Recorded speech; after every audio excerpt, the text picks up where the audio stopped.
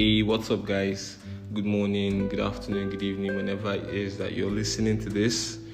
I want to say congratulations to everybody that won something at the Grammys yesterday. I want to say sorry. Sorry? No, I want to just say hard luck to Wizkid. Of course, he's not going to hear this, but his fans, everybody was expecting him to bring the Grammy home, and that didn't work out. So, better luck next time. I did some banter because I'm dirty BG through and through, but I just did a little banter because I felt like if he won, it could have been a win for Afrobeat and for Nigeria. And I just got to say this, the level of toxicity that exists right now is appalling. People actually needed him to lose so that we could celebrate, and it's not that it doesn't have to be that bad.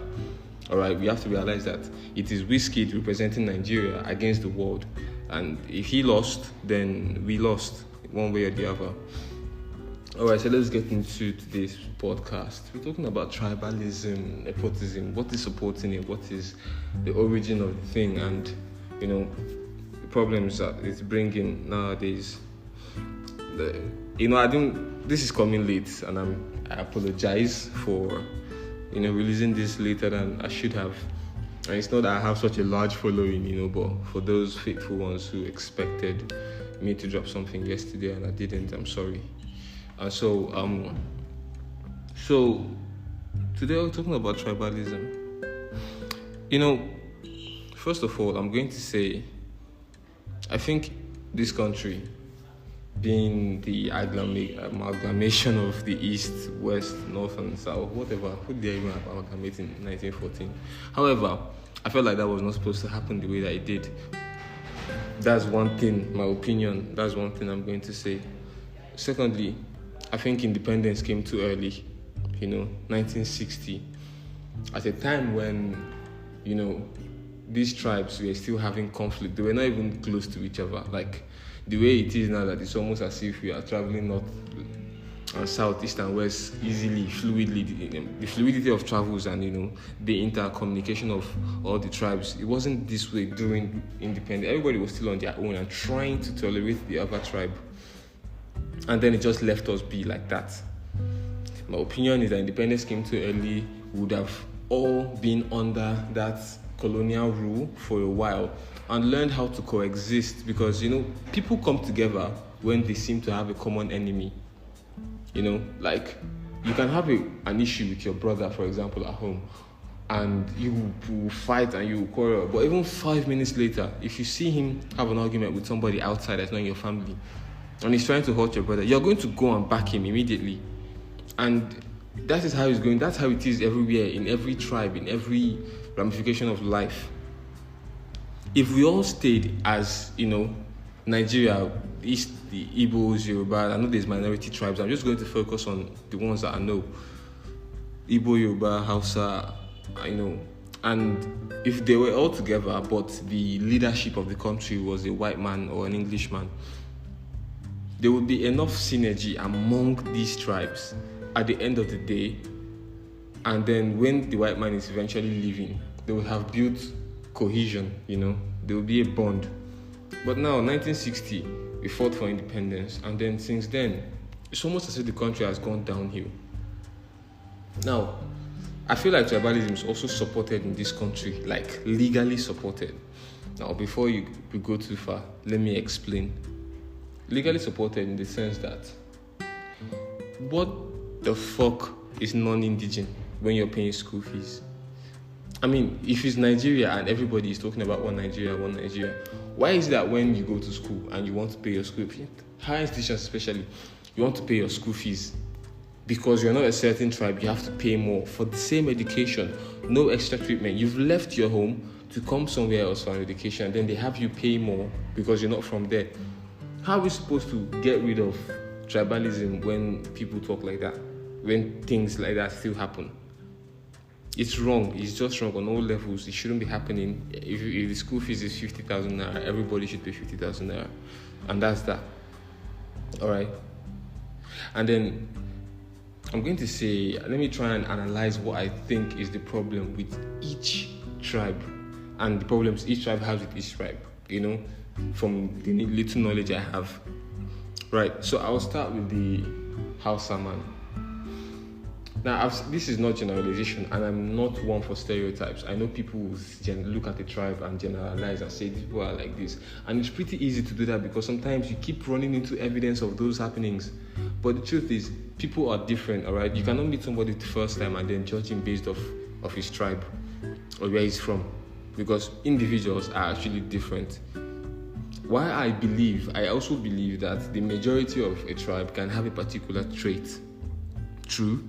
But you should give everybody a clean slate when you're meeting them the first time, and then allow them to shape your perception of them with the way they behave towards you.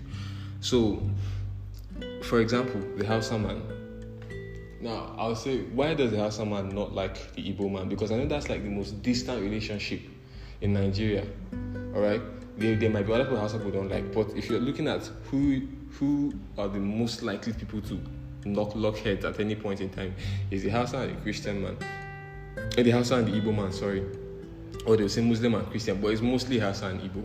Now, from history, after independence, what's this guy's name again? Oh my God. Is it Ahmadu Bello? I think it's Ahmadu Bello. So, I've seen, there are two things. This is not even hearsay. I watched one and I read one, all right? After independence, Ahmadu Bello released a congratulatory statement for Nigeria and a kind of a letter to the Muslims. This doesn't have anything to do with Igbos at first, but it's kind of, in that letter, I can't say word for word obviously, but what he was trying to say was that now God has delivered the country into our hands, and it is time for us as a religion, which is Islam, to hand over the country onto God back, which everything he was saying is like admonishing the Islam religion or the Muslims in the country and whoever to Islamize the country for Allah. You get to Islamize the country, basically. That was what he was trying to say basically in that message. Now, that aside, there was an interview I watched. It's on YouTube, sir. You can. I don't know how you search for it because I just stumbled upon it and then watched it. But if you see, there's an interview about one white man was interviewing the same Ahmadu Bello, and he was talking about his relationship with different tribes and how they are. I think that was shortly before independence or shortly after. And he was trying to analyze different tribes, and he said something about the Yoruba people, but he was pretty short in what he said about the Yoruba people, and I couldn't care less what he said there because that was not really my focus at the time. It's what he said about Igbo people. I think the title has something to do with what Ahmadu says about Igbo people in that old interview. And then, what did he say? He was talking about different tribes, and then he says the Igbo man, normally he was supposed to analyze them, from a neutral point of view, like just analyze them. But he started talking about the Igbo man, he's the kind of person that comes to a place and he wants to dominate. He wants to have autonomy, and then he wants to have monopoly also in his business and everything. He wants you to beg him. He usually said that he wants you to be able to run to him and nobody else when you need one or two things. He's the person that comes. I wouldn't want to abide by your cultures because he has his own. And he went on and on about the Igbos. And then as he went on, you would see that there was this resentment in his demeanor, in his pattern of speech. It was just glaringly clear. And that's something I had a problem with because earlier, then, we just had independence. And then to see a top person in a particular tribe speak like that, he was, maybe in his mind he was still being neutral and talking, but the time he spent analyzing what the Igbo man does, you would see that the man clearly had a problem with it. Alright? And then, it's not to be defensive because I'm Igbo, but I know what tends to bring about this misconception. I know because Igbo people, they are ambitious, right? The average Igbo man wants the best for himself. It's not like other tribes don't want it, but there's this thing that if they don't have that, then really, what's the essence to life? Because if they don't have the best of things, but other tribal people, and this is not me generalizing, I'm just trying to say what a certain mentality I've recognized around my tribe is. they just want the best of things, and if they don't get it, they feel like, what is the essence in living, right? And it's a Igbo man that sang this song. It wasn't I would tell my mother, if I go back and don't make am, what can be very shameful, to be very shameful. I mean, the chances of that kind of lyric arising in the mind of somebody else are lower than arising in the mind of an Igbo person, because that's the kind of mindset they just carry around, and that's why they are the ones who do rituals the most. No cap. I mean, the Yorubas are doing a lot of it now because of the Yahoo thing and stuff. But blood money, Ogwego and all of that, it was something that the Igbo people were known for, because they just want to make it. You get, and then it's not as if they go to a place and then they don't want to. It's not that they go to a place and then they want to dominate you. They want to be your master or something. It's just that drive to want to be the best. So they crave autonomy. They want to do a business and they want to be the best in it. So they just do what they have to do. And actually work hard at something. It falls in place for you. So when it does fall in place for them, other people feel like, there's one thing. There's one thing that I know people have a problem with. For example, when they buy something, the kind of profit they expect to make is way more. How someone can buy something for 2,000 naira and sell it for 2,200. And even man will buy something for 2,000 naira, he wants to sell it for 5k. You get? And you can price down. The Hausa man can even end up giving you for 2,100. But the Igbo man will never go lower than 3,000. You understand? So people have an issue with that. And I just say, like I said, it's just that inner drive to just want the best of things. So they want it as soon as they want, as soon as they can.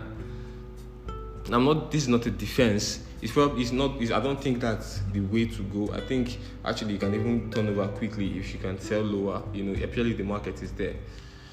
So that's one issue people have. But I think we can learn to tolerate and understand each other, if we actually work at it. Now, that's the issue the Hausa man has with the Igbo man. And then what issues does the Igbo man have with the Hausa and Yoruba? Honestly, I don't have much knowledge in this because the Yoruba people are pretty neutral in what they do. I don't think the Hausas have any problem with that because they're kind of intertwined in terms of religion. A lot of Yoruba people are Muslims, a lot of Hausa people are Muslims. So I think they have something to bond them right there. They have something to connect with each other there. So there really isn't much animosity between those two. So the Igbos now and the Hausas, what's the problem with them? I think coming down along the line, after independence, I don't know if there was any beef between them, but after the Civil War, I think it became more heated. The Hausas don't like the Igbos because they tried to take a country from them, divide a country that they really wanted to have as one, So that's one thing the Hausas don't like about the Igbos. And then the Igbos hate the Hausas because, let's be real, fam, if you don't know about the Civil War, read it before you come to argue. That Biafran war was more like a genocide. It wasn't really a war per se. If you don't know about it, don't argue, read about it, then we can talk. Because I'm not saying this because I'm Igbo, but if you look at the facts, civilians were killed, they were raiding villages and stuff. They were barely fighting back even, and soldiers, the Nigerian troops, I wouldn't call them the Hausa because the Nigerian troops were like hot on them, killing people in villages and dropping bombs in civilian areas and stuff like that. And so I think there's this resentment because your grandfather, if you're an Igbo person, your grandfather still remembers the Civil War. We are even grown. Your dad would remember the Civil War if he's above 60 or thereabout. So it wasn't a funny time. So when you see that the majority of the Nigerian troops were Hausas and they were doing this to you, ruining your life and your childhood in different ways, you would hold some resentment toward them because of what happened back in the day. You understand? And then there's also this misconception, I don't know if I call it a misconception, or this thing that Hausa people are prone to violence, especially when you abuse them, or abuse their religion or something. Somebody you can get along with, and I've heard stories like this in real life, but only one story, alright? Somebody you get along with, and then when it's time, when you blaspheme against their religion or something, they just switch up on you and they could kill you. And in this case, the person stabbed his friend or neighbor. And someone he just got along with, and then some kind of riot broke out, and then he was the first person to actually go stab the guy, and that kind of thing. So that uncertainty is what makes people cannot have that relationship with the other person, because you feel like they're going to switch up on you when push comes to shove. And then what do Igbo people have against Yorubas? Well, it would be the neutral ground they stood during the war. Over time, you would think, okay, if the Yoruba people would have just supported us, and I'm not saying us as a Biafra or as an Igbo person. I'm just thinking in what would be in their minds then, that if the Yoruba would have supported them, then maybe they would have gone far along in the war. Maybe they would have even succeeded. But the Yoruba people did nothing. All right, they just stood there. I mean, who can blame them? Well, it's not their war to fight, so why would they pick a side? All right, it's easier to stay in the fence, to sit on the fence, and that's what they did. And then some people took offense because, after they massacred a lot of Igbos in Kano, the Yorubas now took gifts and offerings and whatever and went and, offered to the troops and the Hausa people and was like, thank you very much for sparing our people. Not, protesting or something for the other people that they actually killed. So, it just brings people who know this history, who lived through that, breed this hatred in their children, and then people who read history also with a sentimental view will just get offended. And then we cannot. So all these things, plus now you segregating when it comes to how job selection, when it comes to admissions, you're making people pay more because of their tribe. It's never going to end. We are going to keep suffering the effects of nepotism and tribalism in Nigeria as long as these things are not addressed. Now, I don't know if they still teach history in elementary schools, but one way to move forward positively and get along is if you trash the issues of the past. A lot of things I said here as to why these tribes do not get along with each other is because of history or because of things that have happened in the past. Nothing really recent has happened that would make these two people or these three people not get along. It's something about the past, and then we learn history in school. But what do they then teach us? They just teach us the basic stuff, things that you would pick up a current affairs at Benny Links Park and read, and you would learn everything they're teaching in history in elementary schools. That's not it. We have to talk about the serious, the difficult, have difficult conversations. The Biafran War is not taught in schools, and it's not because it's not because it's not important. It's just that it's difficult conversation, and like I've said in my podcast before, Nigerians just don't like tackling difficult issues. That's why a lot of things get swept under the carpet, and then there's so much dirt everywhere. We don't like tackling serious issues. If we would, we'd be solving problems, like the parents are not talking to their children about sex. If we would talk about the history of the war from a neutral point of view, from a Nigerian point of view, all right, without making anybody look exceptionally bad. You can talk about everybody's angle, because even this Russia-Ukraine war now, if Russia sits you down to tell you their side of the story, I'm pretty sure you try to understand a little bit, right? And if Ukraine tells you their side of the story, you also empathize and understand a little bit. So if you can teach history, teach the war in that manner where they understand everybody's point of view, everybody's mind will be open, all right? Instead of what their angry parents are teaching them at home or telling them at home, they come to school and they learn, the truth in a very neutral way, and then that hate won't be bred amongst children and whatnot. It's going to help. Now, I mean, these things are easier said than done, to be honest. And how far is this podcast even going to go for anybody to make a change? But the advice I'd give is for you to make a change yourself. All right. You have to stop judging people. For example, I live in Benin State now, in Makodi, and there's a certain stereotype you'd say thief people, for example, are, like, say, wicked. They're known for murdering their own, killing their own. I mean, okay, now this might be true, right? This might be true because I've seen. But who doesn't do it? All right, even in my village, somebody would kill his brother or cousin for one reason or the other. But I've heard stories in this land, and then the thief people would, for flimsy reasons, he came to the village, he didn't greet us, and so we killed him. Stuff like that. Facts, man. I'm telling you the truth. So you think of it and wonder, why do these people behave like this? But it's not the general. It's not everybody. In fact, it's even the ones in the village, and that generation is almost gone, right? It's almost extinct. So You cannot see a thief person and say you don't want to make friends with him because he might kill you for something flimsy. Of course not. Of course not. People are different. I have thief friends, loyal guys. I mean, so you can try to be careful all you want, but if you're going to be generalizing people according to their tribes, you'll make mistakes and you will still see somebody you think you trust that would fuck you the fuck up. I mean, it happens. So what other one? I mean, you don't want people. There's one. This is actually a stereotype I believed earlier in my life, that you don't want people who are stingy. Because I'd had some experiences. I stayed with someone, spent some time with someone, and he really showed me like that bad side. He would borrow money from me. He would I would do stuff for him, especially with money. There's this kind of sense I used to feel like they like to have, because that guy was like that, and when he had his, he would just be so tight with it. He would not release any money. He wouldn't give me if I asked. He wouldn't take initiative and pay for certain things that I had paid for in the past. And then when it's mine, I would just give freely, So, but that's just him, right? I've also made Idoma friends after him that showed me that generosity.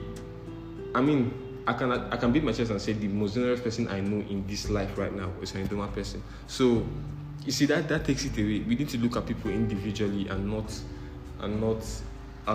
based off of their tribes. Even women too. Somebody will tell you Igbo girls are loose.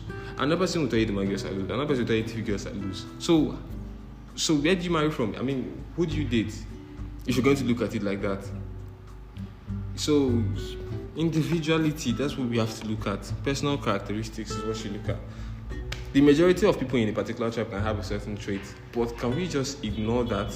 Right? You can be on your guard and watch out for those kind of characteristics, but please, you cannot tell somebody no because of what you heard about their tribe. You cannot refuse to give somebody a chance because of what you heard about their tribe. There's another misconception I was thinking I wanted to address. Yeah, there's this one about Igbo people that they don't like themselves. I think I've addressed this in my small circle of friends before, but I'll say it on this podcast. There's this notion that Igbo people don't like themselves. But I think there's this mentality also that we have. We tend to seek results more than anything. I'm a results type of guy. If Mr. A is going to give me results, I want to work with Mr. A. The Hausa man would get into power and would employ a lot of Hausa people. We see it before. And Idoma man or Igbo man, anybody he gets, aside people, would get into power, and you see the majority of his cabinet or the people around him are brothers in one way or the other, the same tribe. And that's not really seen with Igbo people, and it's not because of a certain level of hatred for each other. It's because before you look at tribe, you look at who can do the job. It's not that other people don't do it, but personally speaking, that's the way I think. I think of who can deliver first before thinking of a tribe. And by the end of the day, when you finish picking people that are going to work with you, you see that I don't look at tribe. So I don't realize that, okay, the tribes are actually mixed, or I actually have a certain different tribe in the majority, not mine. But it's not intentional, you get?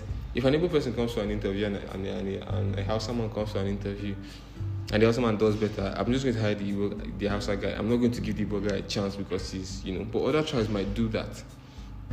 And I think it's actually a positive thing to be doing, not to turn it around and say they don't like each other, because that way you want us to breed this same tribalism we are talking about.